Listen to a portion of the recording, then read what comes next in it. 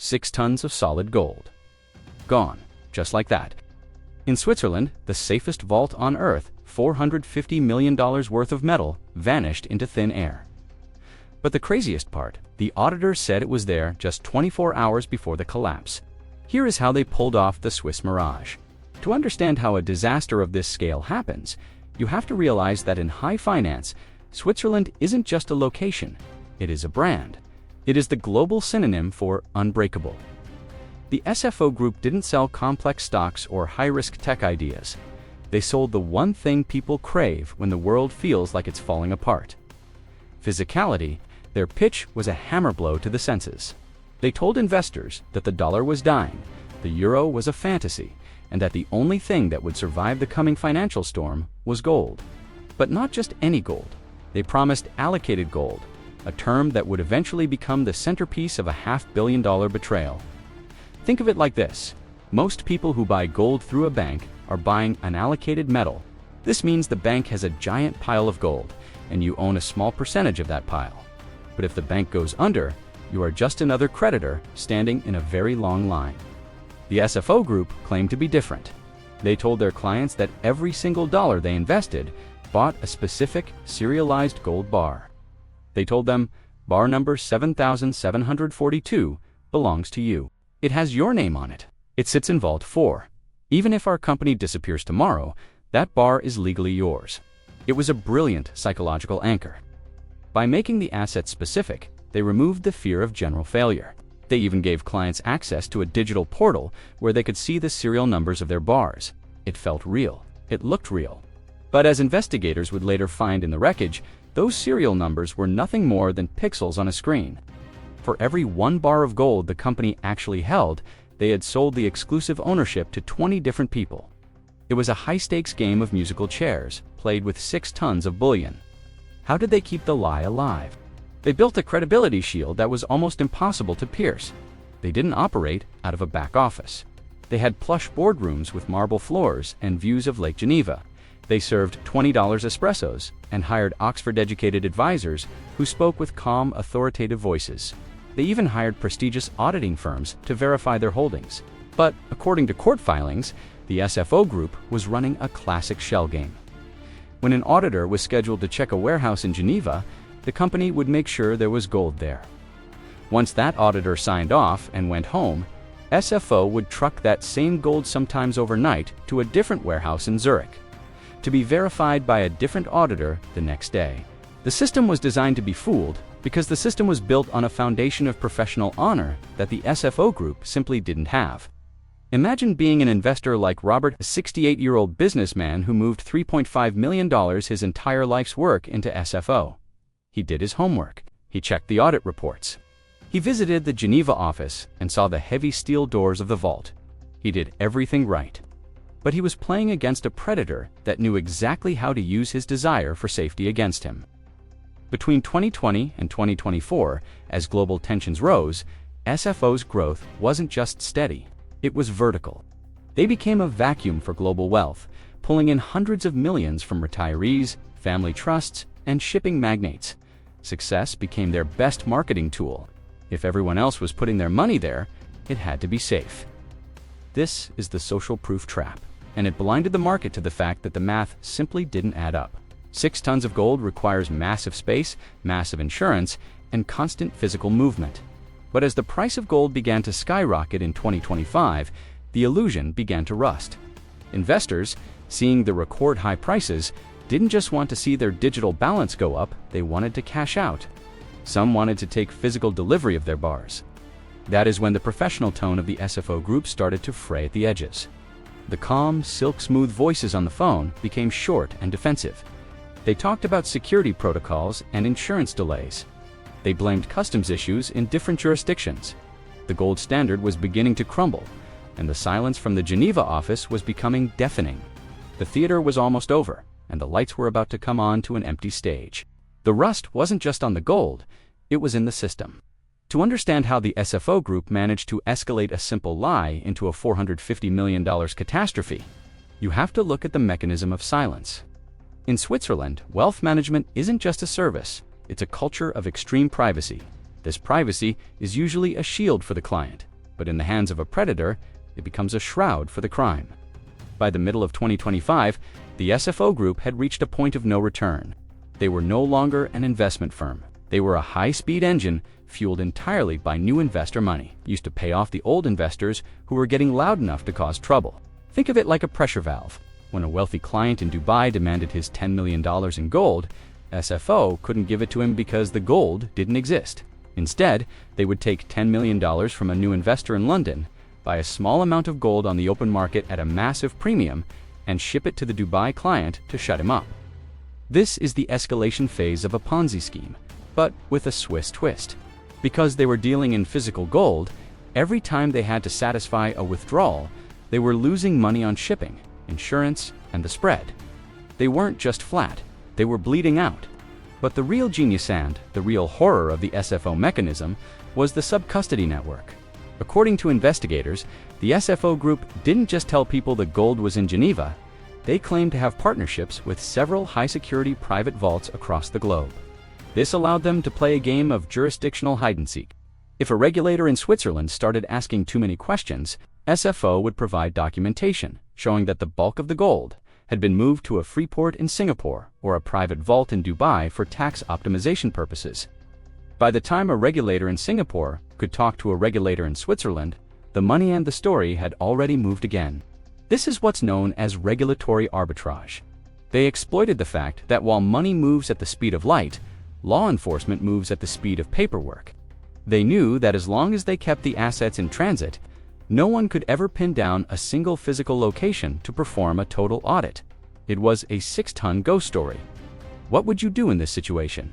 Imagine you are the CEO of SFO. You know the vaults are empty. You know the auditors are starting to look closer at the in-transit documents. You have two choices: confess or double down. SFO doubled down. They launched a new ultra-secure tier of investment. They offered even higher guaranteed returns for anyone willing to lock their gold away for 5 years without touching it. This was a desperate attempt to stop the pressure valve from blowing. They were literally buying time, one 5-year contract at a time. Here is where the human element becomes a tragedy. During this escalation, the firm began targeting vulnerable wealth. They moved away from sophisticated shipping magnates and started focusing on family offices, representing the elderly or charitable foundations. They knew these groups were less likely to demand physical delivery and more likely to trust the long-term narrative. One such foundation, a European medical charity, moved $40 million into SFO in late 2025.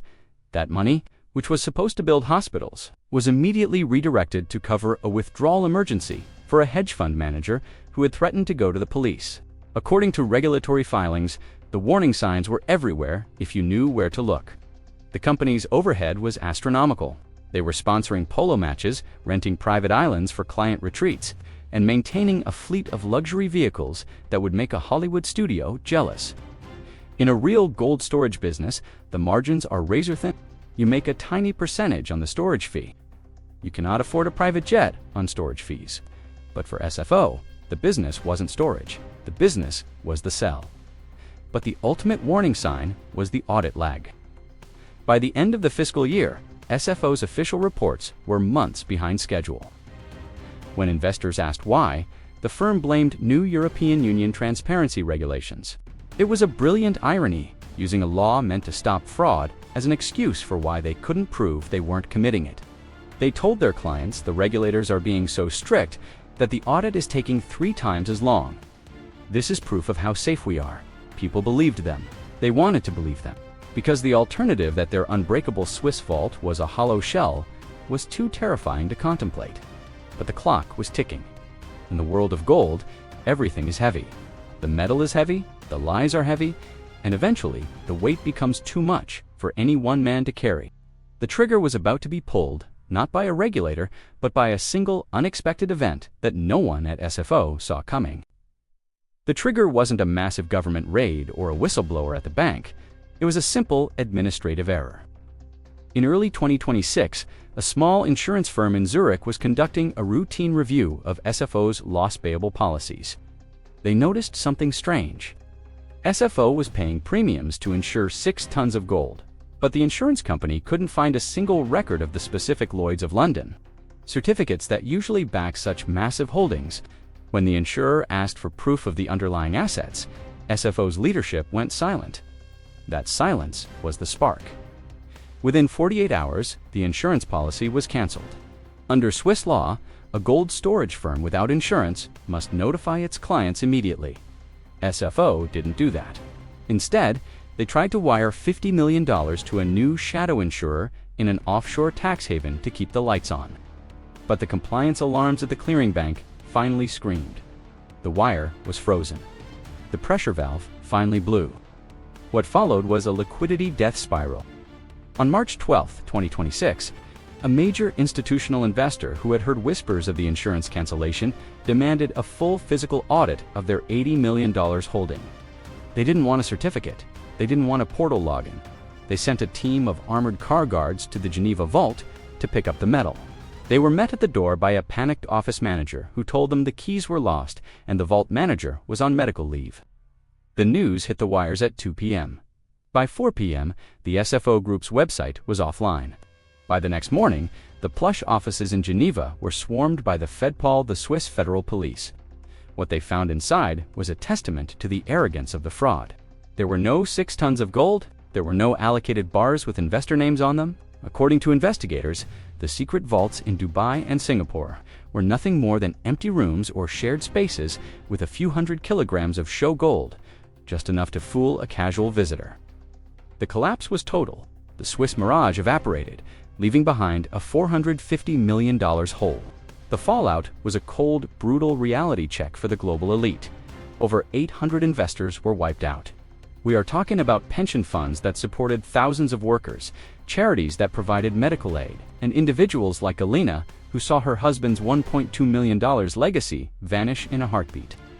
According to court documents, only about $12 million in actual physical assets were recovered. That is less than 3% of what was stolen. The rest had been spent on the lifestyle, the $20,000 bottle service at polo matches, the private jet leases, and the millions in referral fees paid to the agents who brought in new victims. The legal consequences were swift but unsatisfying for the victims. The CEO and the chief operating officer were arrested while attempting to board a private flight to a non-extradition country. According to the prosecution, they had been planning their exit strategy for months, funneling what was left of the cash into untraceable cryptocurrency wallets. While they now face decades in a Swiss prison, the money is gone. In the world of high finance, a jail cell doesn't pay back a pension fund.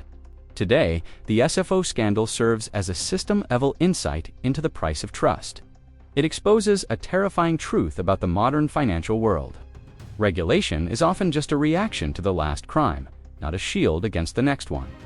The SFO Group didn't break into a vault. They used the Swiss brand to convince people to walk into the vault and lock themselves in. Think of it like this. A vault is only as strong as the person holding the key. If the person holding the key is a thief, the steel doors aren't protecting your money, they are protecting the lie. The real-world lesson here is that, in the age of digital numbers and professional facades, the only true security is radical transparency. If you can't see it, touch it, and verify it with your own eyes, it doesn't exist. As for the victims, there is no happy ending. There is only the wall of silence from the banks and the long, slow grind of bankruptcy courts. The 6 tons of gold remain a ghost story, a $450 million reminder that even in the safest country on earth, the most dangerous weapon isn't a gun. It's a gold certificate and a silk-smooth voice.